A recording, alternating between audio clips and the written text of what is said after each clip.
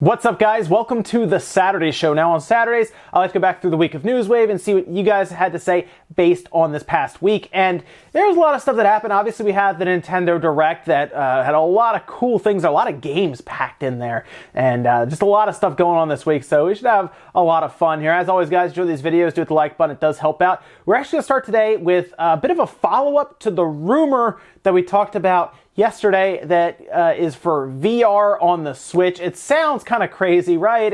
It kind of is to a lot of people based on what they're going to try to do with the system, but I'm at least curious to see Nintendo's take on VR. And of course, we've seen that hackers have also data mined and found that there is an actual VR app buried in the Switch right now, already there, just waiting to be activated.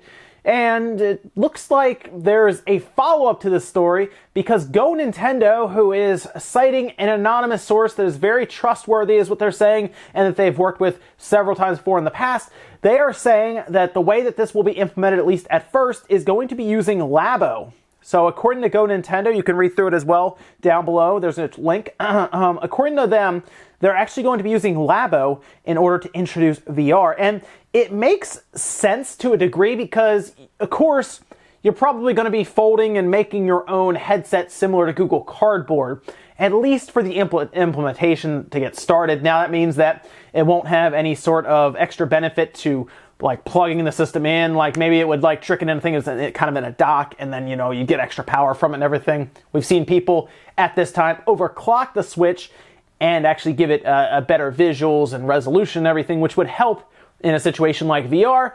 But it looks like maybe it's like a headset you fold up and you use, and we also have to figure out what they would do with it. Of course, from the report yesterday, we heard that they would be doing some first-party stuff with it, but if it's Labo, where first-party has been here and there, we've seen, of course, something like Mario Kart be added into Labo, and we've even seen Labo now added into Yoshi, but could they have a setup of mini games, and that's how they're going to sell it off, is saying, hey, this is us trying VR, and then maybe we'll add more to it later, like little mini games and stuff. Interesting nonetheless. I mean, when did we get, last year we got Labo in April, right, when God of War came out. We're coming up on the spring, so I guess if it's going to happen this year, it would be happening or before E3 maybe. So interesting stuff though, and that will be at least a kit for Labo that maybe everyone will be interested in, just to see Nintendo's implementation of VR. And starting off the week on Monday, we talked about Fallout 76 at retailers struggling to sell, with some retailers even attempting to bundle the game with things like accessories and consoles. We also saw retailers continue to post rumored games for the Switch, with Spyro being the latest one. The Chaos says, Fallout 76 is the ET of this generation, so eventually they'll have to bury several millions of copies of Fallout 76 in the desert somewhere. Of course, that's what happened with E.T. back on the Atari 2600. There were so many copies they couldn't sell, they just ended up burying them out in the desert, and that did happen. That was a myth for a while, but they actually had a documentary and dug them up to where, yes, they found several copies of E.T. buried. It was a very interesting video to watch. I don't know if we'll get to that point. I mean, maybe if they go free to play like people have speculated and rumors have said, although Bethesda shut those down, then the disc wouldn't be worth much. Think of MAG on the PS3.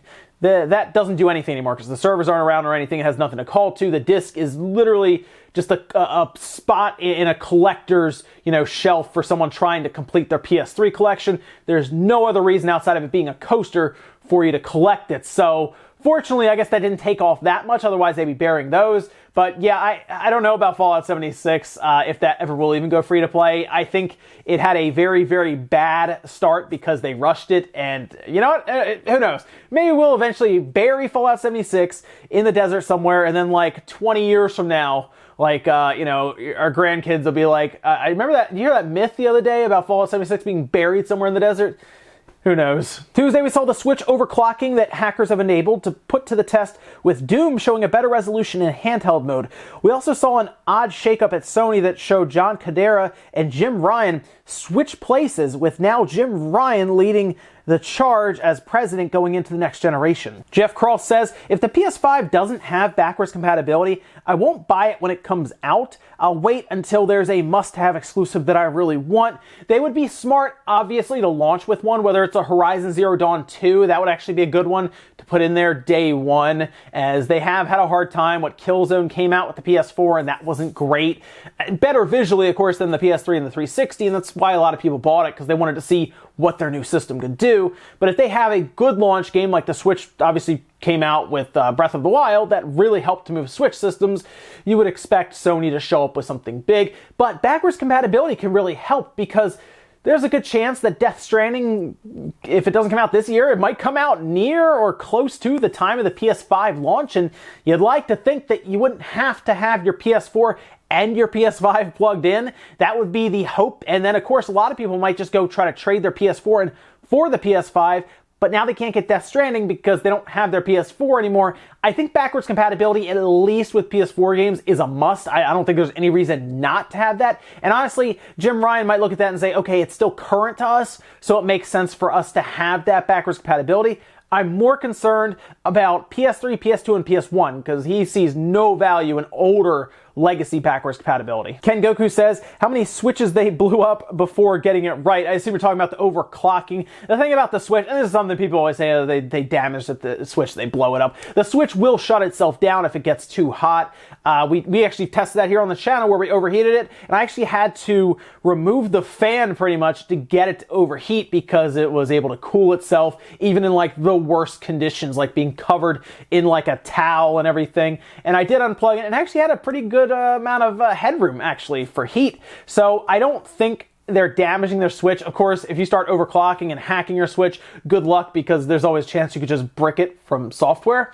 But when it comes to like heat and everything, the Switch is actually pretty good when it comes to that for the amount of headroom it has for that. So I don't think they're damaging it from that. And it seems that when it comes to the overclocking, the thing that is holding it back in handheld mode is the battery life. So if it's plugged in and everything, you're fine. Although if you're already plugged in and you're at home, you might just plug it into the dock. But we'll see what else they uncover here, because so far they've pushed it somewhat. I'm curious if they're really going to push that docked speed to see if they get anything out of that. Wednesday, we saw Activision lay off nearly 800 employees despite reporting record sales to their investors. The restructuring appears to be cutting jobs around esports and Blizzard, with a bigger focus on shifting to game development instead. We also saw a weird instance with Sony and developers saying opposite things on how open they are to crossplay. Golden Arrow says, so Mother 3 will never ever come to the West.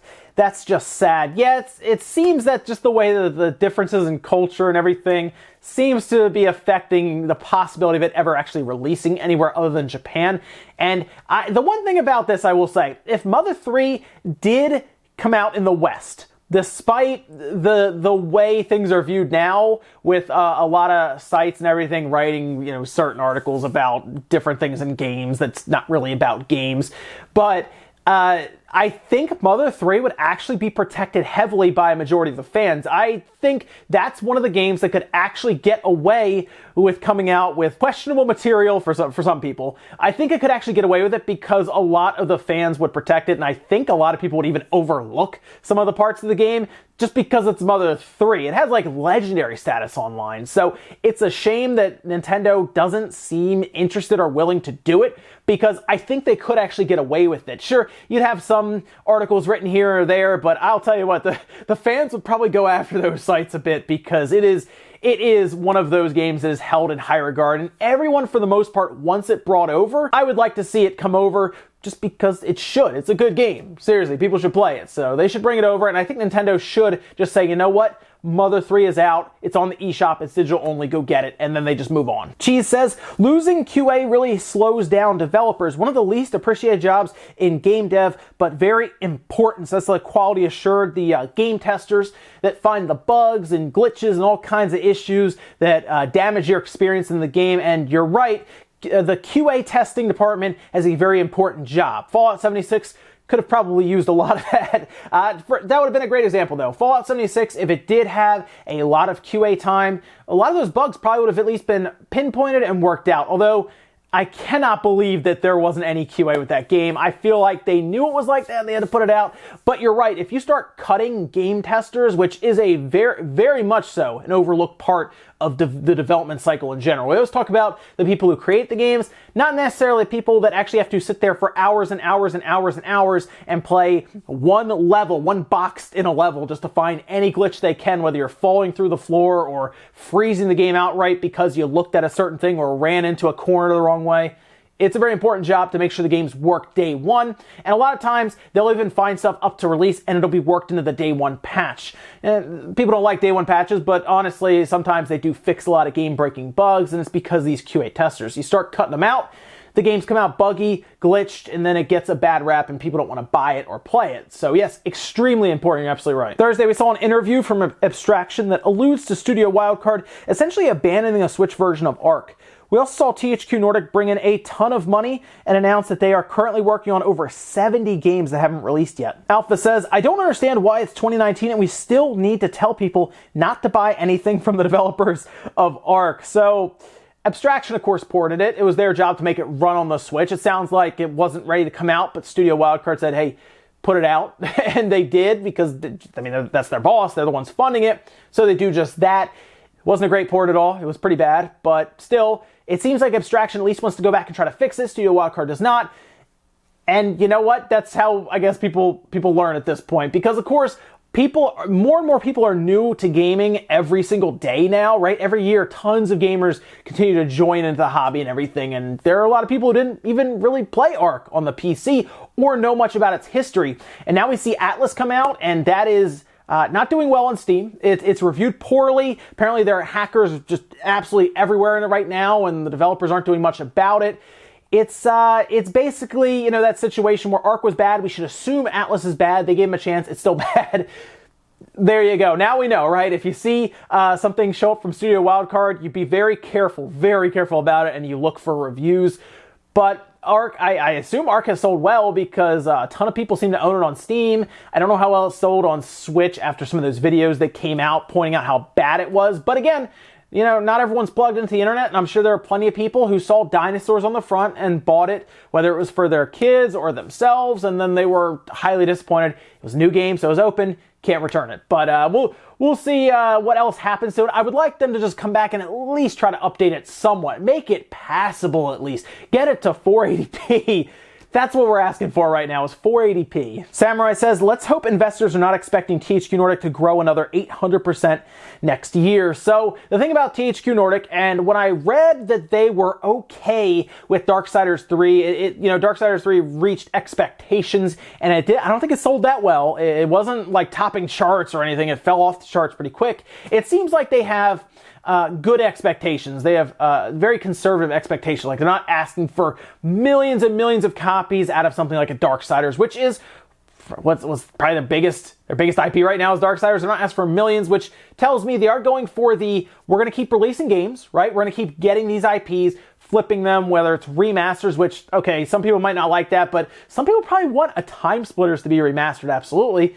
So I think they at least have a plan and a strategy to grow within reason and not do what Activision, EA, Ubisoft have done, which is grow extremely fast once live services took off with microtransactions, then realize, oh wait, we're going to start leveling off because there's only so many people right now to buy into our live services. THQ Nordic is, they're playing it more old school by developing more and more games rather than trying to sell people more and more microtransactions. Finally, on Friday, we saw the review embargoes lift for Crackdown 3, showing a 60 on Metacritic, becoming one of the worst rated Xbox first-party games released this generation. Liam says, I remember a friend saying how they were gonna buy an Xbox One solely for Crackdown 3. Poor guy. So it turns out Crackdown 3 wasn't the system seller some of us were thinking it would be back when they first showed it off in 2014 with the power of the cloud and everything. It seemed like it was going to be an evolution of the Crackdown series, whereas this one, and I'm not kidding, feels kind of like a remake of the first one. Seriously, it does. The thing about this is it shouldn't have taken this long to develop what I'm playing right now, which I'm almost done the game, actually. As I think I've been playing it for 5 hours or so, and I feel like I'm getting towards the end of the game. I think it's supposed to be a